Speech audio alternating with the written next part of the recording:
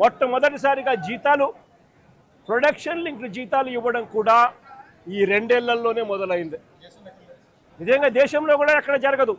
ఎవరైనా పర్మనెంట్గా ఎంప్లాయీ ఎక్కడైనా ఉన్నా వాళ్లకు జీతం ఎంత ఉంటే అంత జీతం ఇస్తారు. ఇక్కడ మాత్రమే ప్రొడక్షన్ ఇంత ఉంటేనే జీతం మీకు ఇంత వస్తుంది అని చెప్పి చెప్తా ఉన్న పరిస్థితులు ఇక్కడ మాత్రమే చూస్తూ ఉన్నాం. మొట్టమొదటిసారిగా ఈ 2 ఏళ్లలోనే, అంతకు ముందు వరకు వైఎస్ఆర్సీపీ ప్రభుత్వం ఉన్నంత వరకు ఎంప్లాయీస్కి క్వార్టర్స్లో కరెంటు బిల్లు 50 పైసలు మాత్రమే వసూలు చేస్తూ ఉన్న పరిస్థితి. ఈ 2 ఏళ్లలో ఈ ప్రభుత్వం వచ్చిన తర్వాత ఏకంగా కరెంటు బిల్లు యూనిట్కు ₹8.50 పెంచారు. అంటే ఎంప్లాయీస్ క్వార్టర్స్ ఖాళీ చేసి వెళ్ళిపోమని చెప్పి ఎంప్లాయీస్ మీద ఒత్తిడి తీసుకొచ్చి ఇంకొక కార్యక్రమానికి శ్రీకారం చుట్టారు. ఎంప్లాయీస్కి ఎవరికి కూడా ఈ 2 సంవత్సరాల కాలంలో ఇంతవరకు no bonus, no medical facilities, no HRA, no LTC, no LLTC, no leave encashment,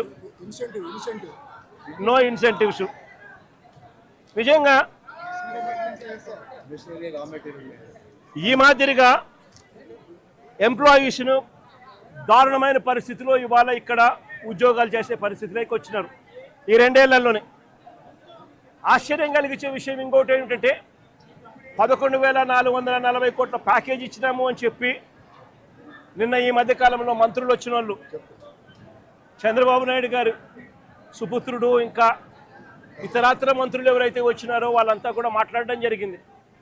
ఈ 11,440 కోట్ల ప్యాకేజ్ ఏదైతే ఉందో ఈ ప్యాకేజు ఈ కంపెనీలో, ఈ స్టీల్ ఫ్యాక్టరీలో మెయింటెనెన్స్ కోసమో లేకపోతే సేఫ్టీ పారామీటర్స్ పెంచడం కోసమో ఎఫిషియన్సీ ఇంప్రూవ్మెంట్ కోసమో తీసుకొచ్చింది కాదు.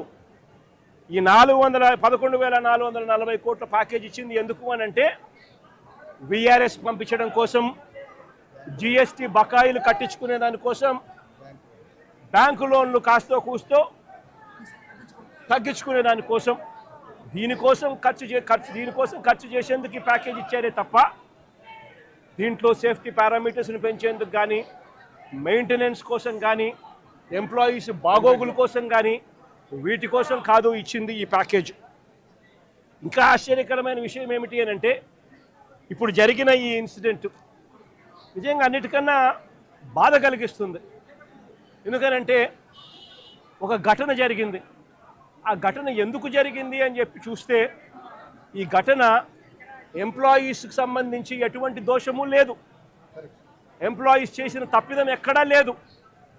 మరి ఈ ఘటన ఎలా జరిగింది అని అంటే ఈ లిక్విడ్ మెటల్ అనేది ఏదైతే ఉందో అది బకెట్లలో పోసి ట్రాన్స్పోర్ట్ బకెట్లలో పోస్తూ ఉన్న ఈ లిక్విడ్ మెటల్ ఏదైతే ఉందో ఆ లిక్విడ్ మెటల్ అన్నది పొంగి బ్లాస్ట్ అయ్యి దానివల్ల చనిపోవడం జరిగింది. మరి ఎందుకు ఈ పాట్లో పోస్తూ ఉన్న ఈ లిక్విడ్ మెటల్ ఎందుకు బ్లాస్ట్ అయింది అని అంటే మిక్స్ ప్రాబ్లం ఉంది. మిక్స్ సరిగ్గా చేయకపోవడము, రా మెటీరియల్ సరిగ్గా కలపకపోవడము, రా మెటీరియల్లో కాస్తో కూస్తో ఇన్ఫీరియారిటీ ఉండడము, వాటిని సరిగ్గా కలపకపోవడం వల్ల రా మిక్స్లో ప్రాబ్లం వల్ల ఈ బ్లాస్ట్ అనేది ఈ రిన్సింగ్ సమస్యలు వీటి అన్నిటి వల్ల ఎంప్లాయీకి అనేది ఎక్కడ తప్పు లేకపోయినా కూడా బ్లాస్ట్ జరిగి ఈ ఇన్సిడెంట్ చోటు చేసుకుంది. నేను అడుగుతా ఉన్నా, ఇలాంటి ఘటనలో మానవత్వం చూపించాల్సిన చోట, హ్యూమానిటీ చూపించాల్సిన చోట ఈ రాష్ట్ర ప్రభుత్వాలు, ఈ కేంద్ర ప్రభుత్వాలు వీళ్ళు స్పందిస్తూ ఉన్న తీరు నిజంగా నిజంగా అమానవికంగా ఉంది, మానవీయంగా కూడా లేదు. ఆలోచన చేయమని అడుగుతా ఉన్నా నేను. ఇక్కడే ఇంకొక విషయం కూడా చెప్పాలి. నా పక్కనే పేరేం పేరమ్మా? మీ పేరేం పేరు?